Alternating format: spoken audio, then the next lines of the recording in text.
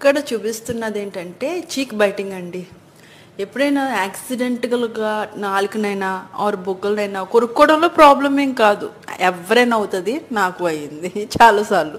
కానీ ఇలాగా కంటిన్యూస్‌గా కొరుక్కోవడం అనేది కొంతమందికి హ్యాబిట్ అండి. హ్యాబిట్‌గా ఏంటంటే యాంగ్జైటీ లెవెల్స్, కంపల్సివ్ డిజార్డర్స్‌లో ఇలాగ వస్తూ ఉంటాయి. బొగ్గని ఇలాగ కొరుక్కుంటూ ఉంటారు. మరి దీనివల్ల ఏవైనా ప్రాబ్లమ్ ఏవైనా వస్తదా అంటే అబ్సల్యూట్‌లీ యెస్.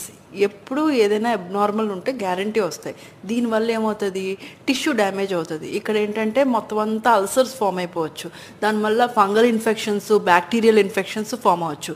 టిష్యూ డ్యామేజ్ ఏవైనా దెబ్బ తగులుతున్నట్టే కాబట్టి మనకి ఇక్కడ స్కార్ ఫామ్ అవ్వచ్చు. పర్మనెంట్‌గా ఇక్కడ ఏవో స్కార్ ఉండిపోతది. కొన్నిసార్లు కంటిన్యూస్‌గా ఇరిటేషన్ కాబట్టి క్యాన్సర్ కూడా ఫామ్ అవ్వచ్చు.